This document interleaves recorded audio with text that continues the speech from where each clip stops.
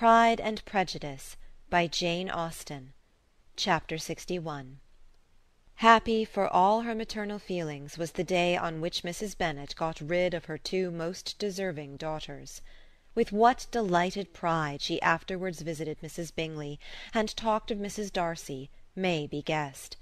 I wish I could say, for the sake of her family, that the accomplishment of her earnest desire in the establishment of so many of her children produced so happy an effect as to make her a sensible, amiable, well-informed woman for the rest of her life, though perhaps it was lucky for her husband, who might not have relished domestic felicity in so unusual a form, that she was still occasionally nervous and invariably silly. Mr. Bennet missed his second daughter exceedingly. His affection for her drew him oftener from home than anything else could do. He delighted in going to Pemberley, especially when he was least expected. Mr. Bingley and Jane remained at Netherfield only a twelvemonth. So near a vicinity to her mother and Meryton relations was not desirable even to his easy temper or her affectionate heart. The darling wish of his sisters was then gratified. He bought an estate in a neighbouring county to Derbyshire, and Jane and Elizabeth, in addition to every other source of happiness, were within 30 miles of each other. Kitty, to her very material advantage, spent the chief of her time with her two elder sisters. In society so superior to what she had generally known, her improvement was great. She was not of so ungovernable a temper as Lydia, and removed from the influence of Lydia's example, she became, by proper attention and management, less irritable, less ignorant, and less insipid. From the further disadvantage of Lydia's society she was of course carefully kept, and though Mrs. Wickham frequently invited her to come and stay with her, with the promise of balls and young men, her father would never consent to her going. Mary was the only daughter who remained at home, and she was necessarily drawn from the pursuit of accomplishments by Mrs. Bennet's being quite unable to sit alone. Mary was obliged to mix more with the world, but she could still moralize over every morning visit, and as she was no longer mortified by comparisons between her sister's beauty and her own, it was suspected by her father that she submitted to the change without much reluctance. As for Wickham and Lydia, their characters suffered no revolution from the marriage of her sisters. He bore with philosophy the conviction that Elizabeth must now become acquainted with whatever of his ingratitude and falsehood had before been unknown to her, and in spite of everything was not wholly without hope that Darcy might yet be prevailed on to make his fortune. The congratulatory letter which Elizabeth received from Lydia on her marriage explained to her that, by his wife at least, if not by himself, such a hope was cherished. The letter was to this effect: "My dear Lizzie, I wish you joy. If you love Mr. Darcy half as well as I do my dear Wickham, you must be very happy.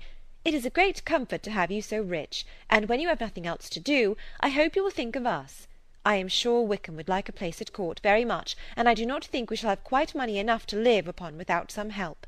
Any place would do, of about 300 or 400 a year, but however do not speak to Mr. Darcy about it, if you would rather not.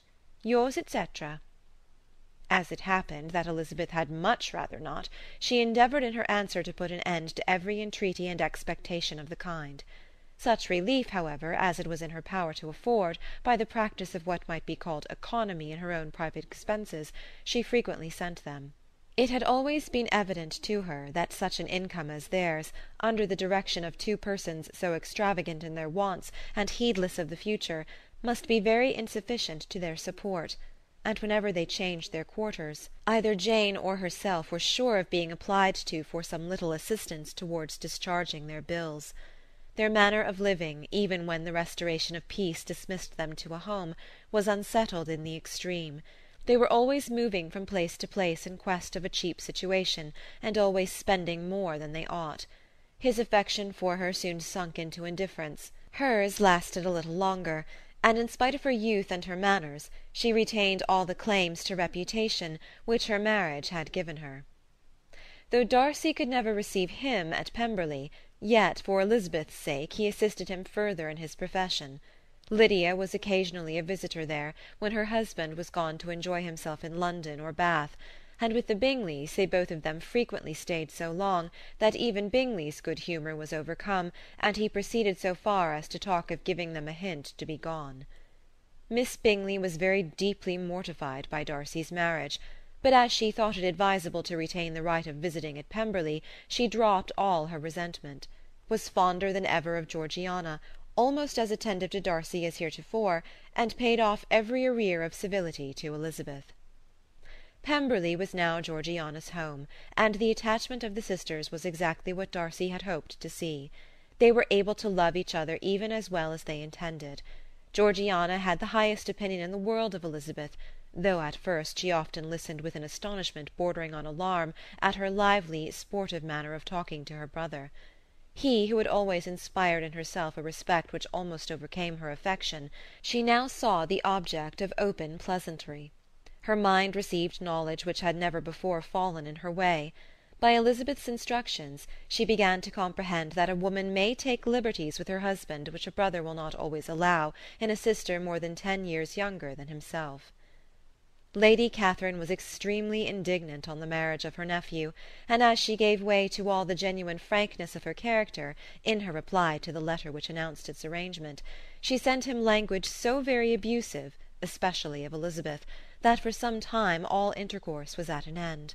But at length, by Elizabeth's persuasion, he was prevailed on to overlook the offence, and seek a reconciliation, and after a little further resistance on the part of his aunt, her resentment gave way, either to her affection for him, or her curiosity to see how his wife conducted herself, and she condescended to wait on them at Pemberley, in spite of that pollution which its woods had received, not merely from the presence of such a mistress, but the visits of her uncle and aunt from the city. With the Gardiners they were always on the most intimate terms.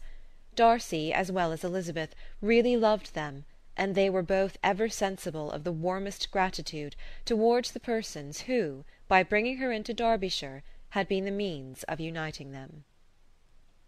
End of Chapter 61. End of Pride and Prejudice by Jane Austen.